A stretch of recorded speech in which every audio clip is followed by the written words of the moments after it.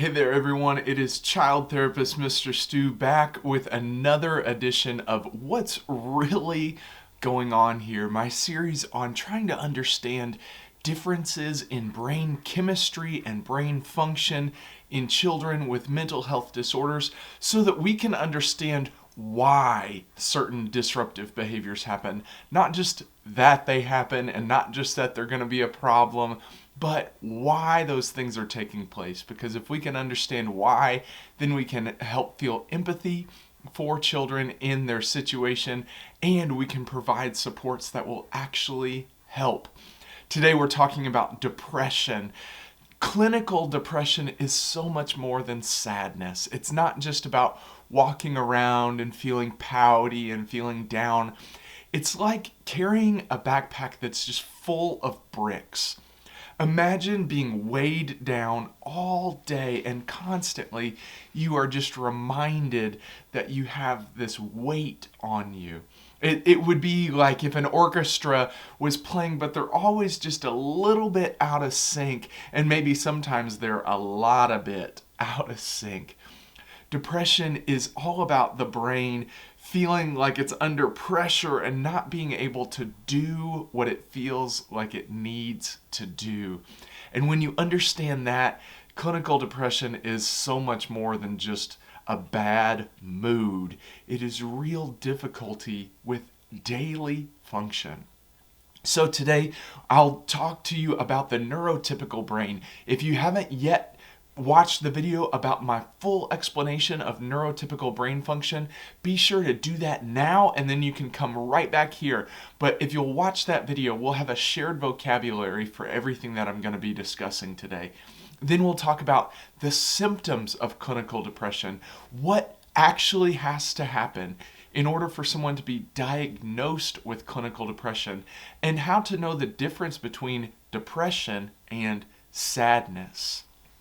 Finally, I'll talk to you about what's happening in the brain of someone with clinical depression and why you might see some of those symptoms. And we'll talk about supports that you can give for someone with clinical depression to help them feel better and help their brain function more appropriately. Let's jump in.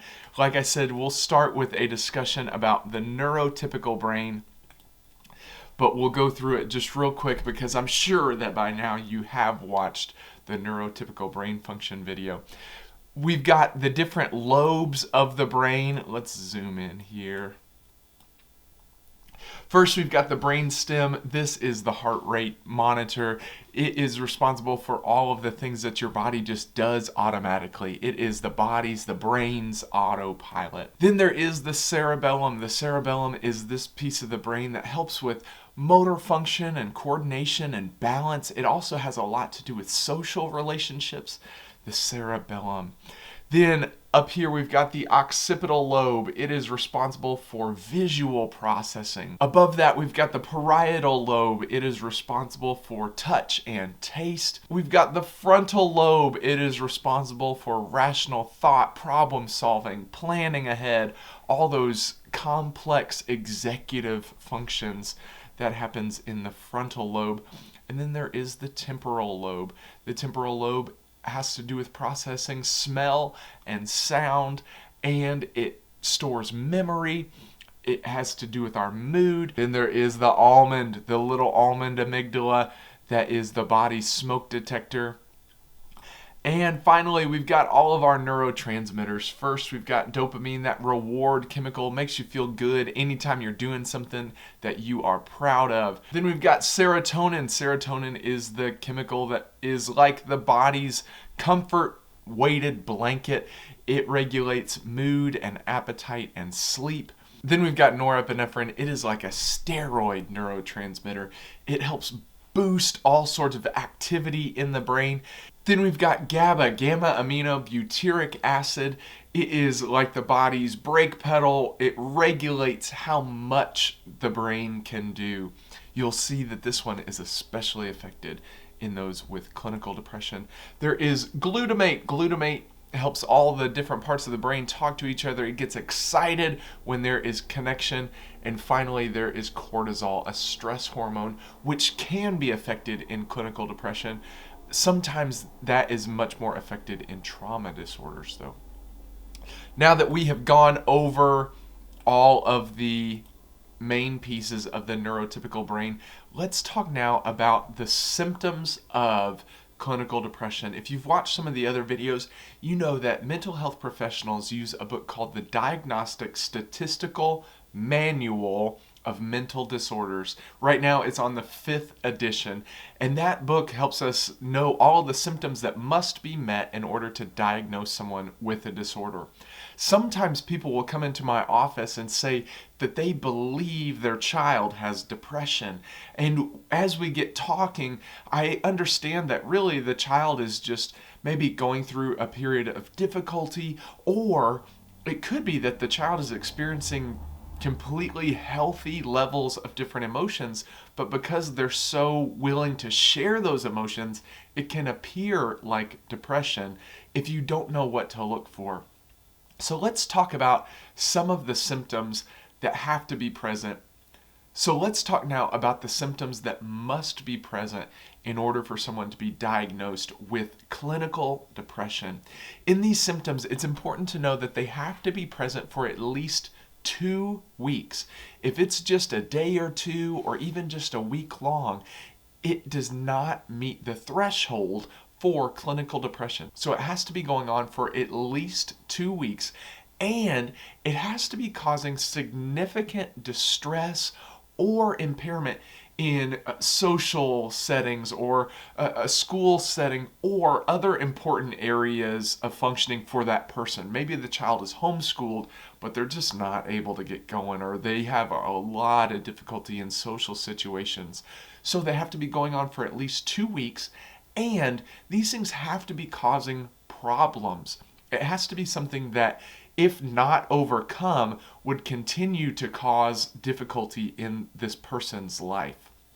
The first symptom is just a depressed mood. Now, again, that's a depressed mood for most of the day, nearly every day, for at least 2 weeks. Not just a bad day here and there, not just several bad days in a row, but a depressed mood where a child is either sad or irritable. That's another sign to look for in depression. Irritability nearly every day for at least 2 weeks. And that can either be observed by other people, or if your child is coming to you a lot over a period of about 2 weeks and telling you pretty consistently that their mood just feels different, that it feels more depressed, then that is also a sign of clinical depression. Another sign that we look for is diminished interest or pleasure. And that doesn't mean that they don't like math. If they've never liked math, then this is not a change. But if there are things that the child used to really enjoy, maybe they loved playing a video game, or playing on a sports team, or hanging out with friends, or doing different hobbies, and then all of a sudden it seems like that interest and that pleasure is just significantly decreased.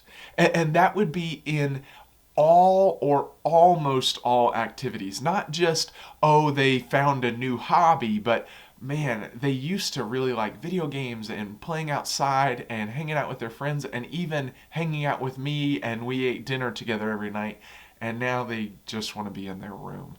If that is a major change, and especially if it's applying to multiple things, then that is a sign of clinical depression. Another sign is a significant weight change or a change in appetite. You'll see that many of the neurotransmitters in the brain that help to regulate appetite are affected in clinical depression.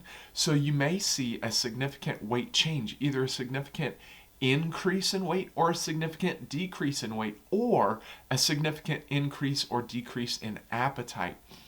It could be that there's weight loss when the person is not dieting, weight gain when that's not what the person was trying to do, or a decrease or increase in their appetite. So maybe they want more food and they're not allowing themselves to eat just all the time, but they constantly just want more food. There are expected weight gains and weight losses in child development. So if children fail to make expected weight gains, then that could also be a sign of clinical depression. Another sign is sleep disturbances. Again, not just a bad night, but for several nights or almost every night for a period of about 2 weeks. That could be as extreme as insomnia, or it could go the other extreme to what's called hypersomnia, which is excessive sleepiness nearly every day. So if you are having difficulty falling asleep, staying asleep, or trouble getting up in the mornings, and that's a change for you, and it's happening for a period of at least 2 weeks, then that could be a sign of clinical depression. Another sign is what's called psychomotor agitation or psychomotor retardation.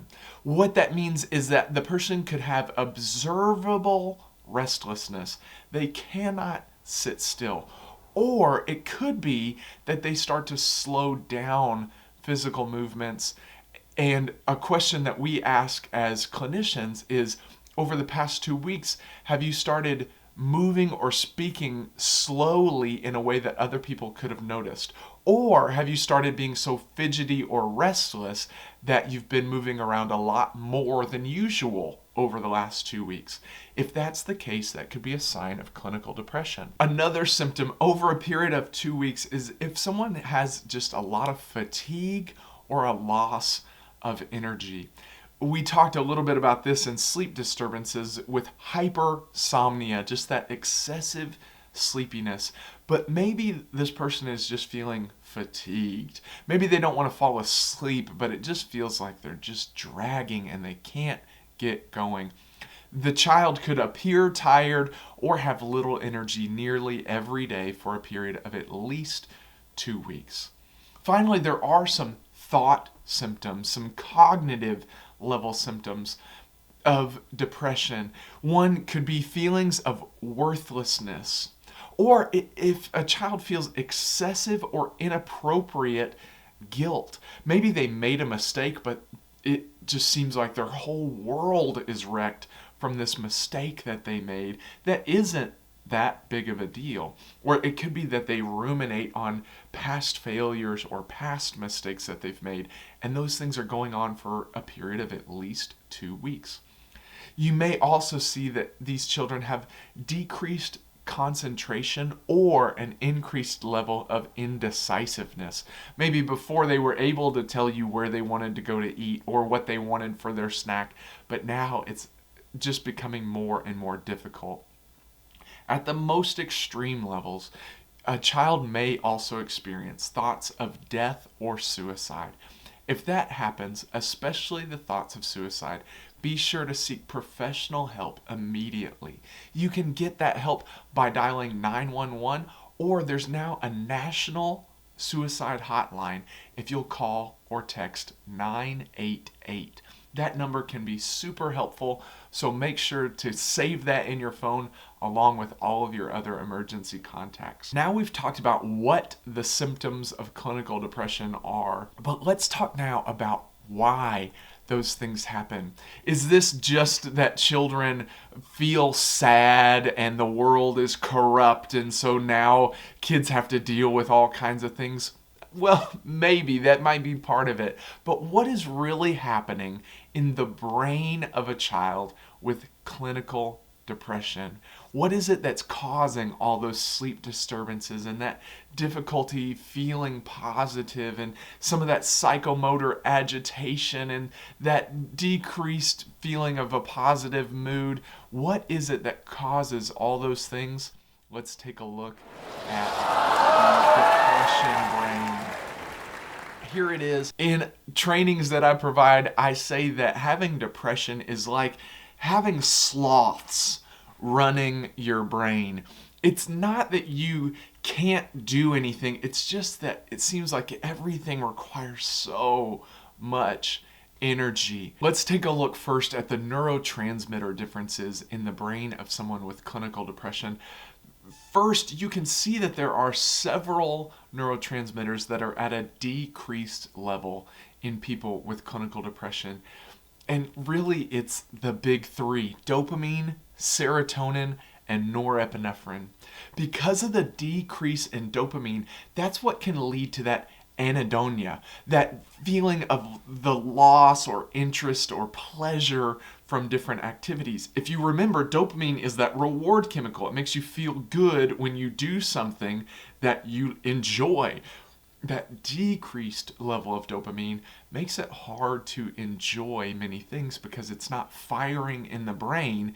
You're not getting that same dose, that same quote unquote high that you got from it before because the dopamine level is decreased. Then there's serotonin. The body's comfort weighted blanket is decreased in individuals with clinical depression. What that means is serotonin, that chemical that regulates appetite and mood and sleep, is decreased in these individuals. So no wonder these individuals have insomnia or hypersomnia, because that chemical that helps them regulate their sleep patterns is decreased. No wonder they may have an increase or a decrease in their appetite, because that chemical that helps regulate appetite is decreased in their brain.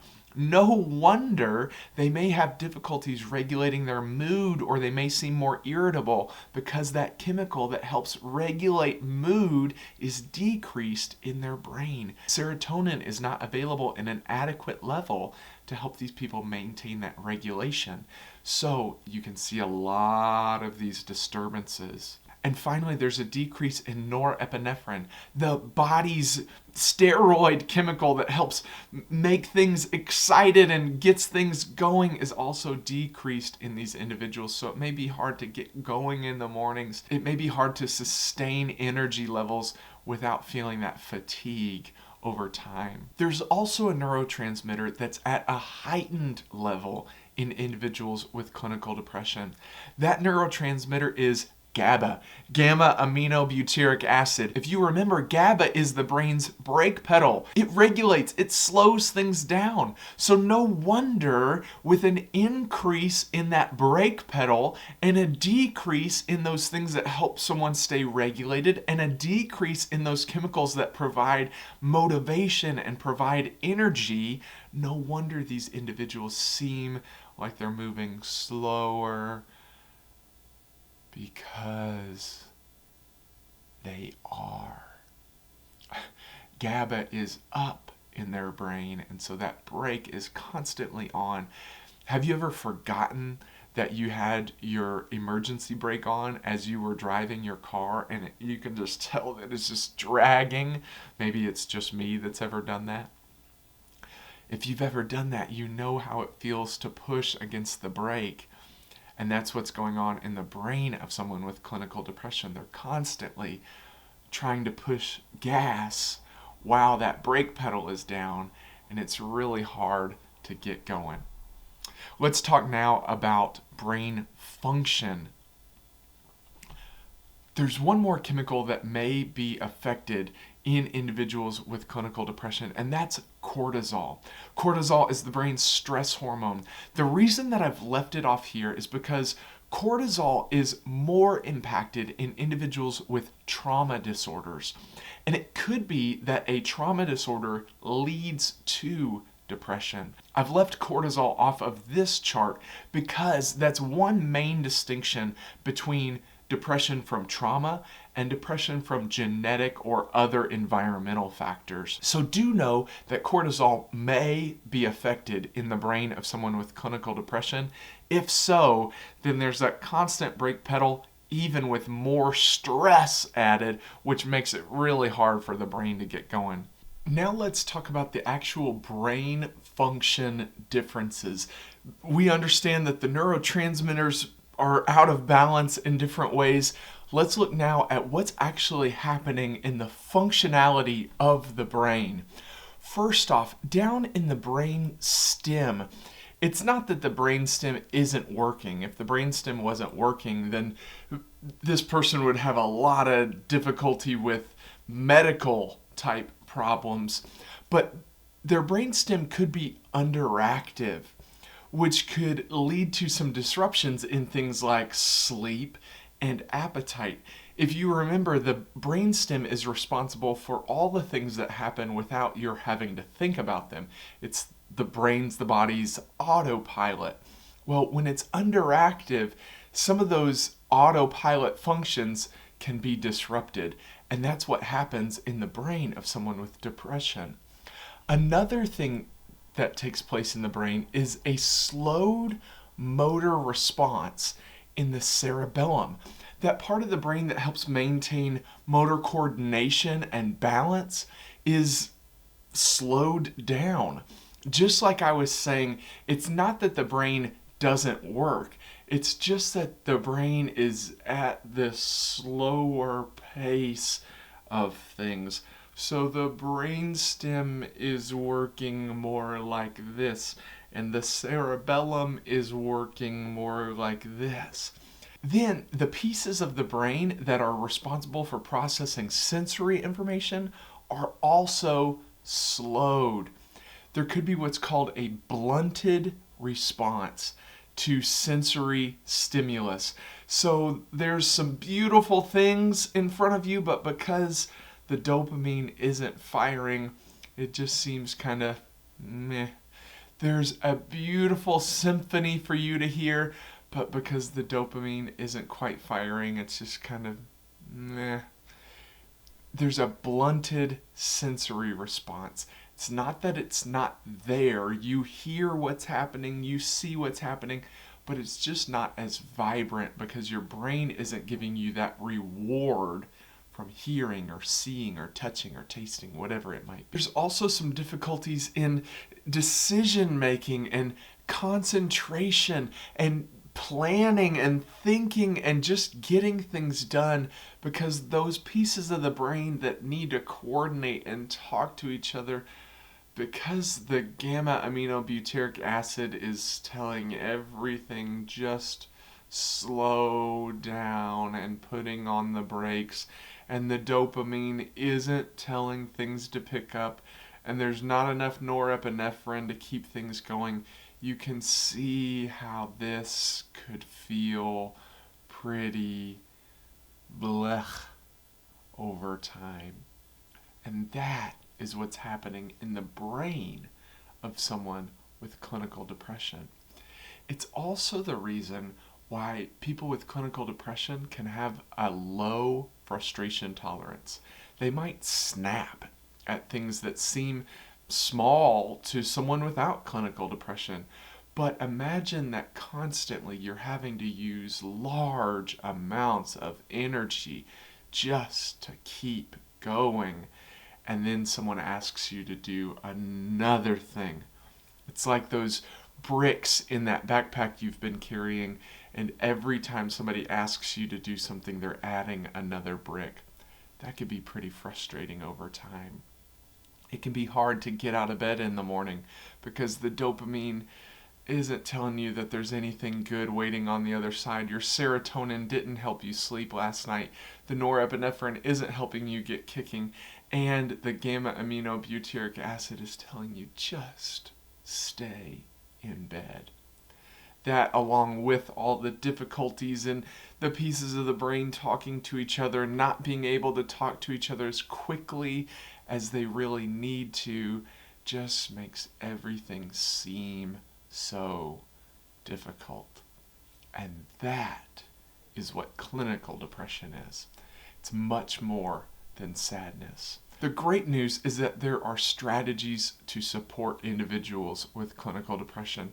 The first is just to establish some regular sleep patterns and healthy eating habits. You can remember that serotonin in the brain of someone with clinical depression is depleted. And serotonin is responsible for things like sleep and appetite if it were at its typical level. But because it's depleted in these individuals, they need some help, sometimes from people outside of themselves, especially in the case of a child. You can help establish a routine of we go to bed at this time, we wake up at this time, these are the times that we eat, these are about the portions that we eat. And what happens is over time, the child's brain will learn these patterns and will be able to regulate itself even with some depleted serotonin levels. The next thing you can do is to help these individuals with depression engage in stimulating activities. Why does that work? Well, remember that dopamine is depleted in the brains of these individuals.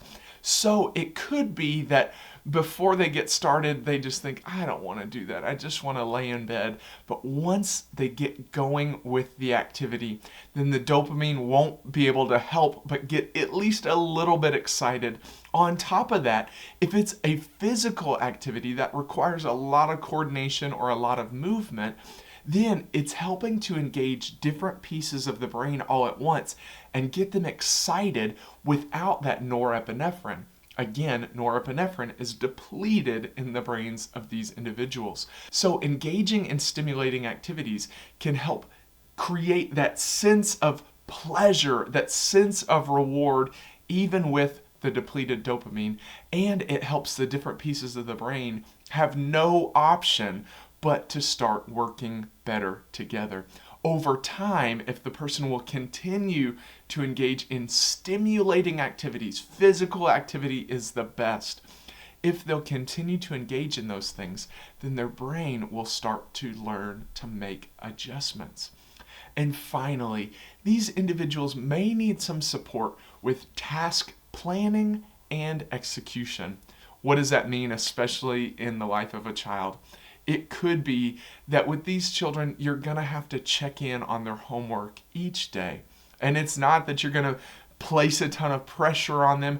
You can make sure that the things get done, but it's not about hovering. It's not about being a helicopter parent and making sure that every single thing is done exactly as you want it done. But what it does mean is you can check in. I know you have a project due on Friday, and I know it's been tough for a few days. I just want to make sure, are you able to break it down into pieces? And these individuals may need help with those types of things. Again, because the pieces of their brain are not all talking to each other really well. And that frontal lobe piece is having real difficulty with some of that task planning and execution. They may just need some extra support with those types of tasks. If you can do those things, then you'll be supporting these individuals. And yes, it can be a difficult rain cloud of symptoms of just a decreased mood, a decreased appetite, just some anhedonia of just not really feeling like anything is helpful. But with the right supports and with consistent help, these individuals can learn to overcome the problematic symptoms of their depression, and they can thrive. Now you can see what's really going on here in the mind of someone with clinical depression. It's not just someone who feels bummed out or sad. It's literal brain differences that make it hard to get going, to keep going, and to get things done on time. But with the right supports and with consistent help, these individuals can learn to overcome those problematic symptoms and thrive. Just remember what's really going on here. It's so much more than what you can see. There's a lot beneath the surface. And if you'll target the root, not just the fruit, then you'll see some results. I'll see you again very soon. Till then, spread the word and share the love. Bye-bye.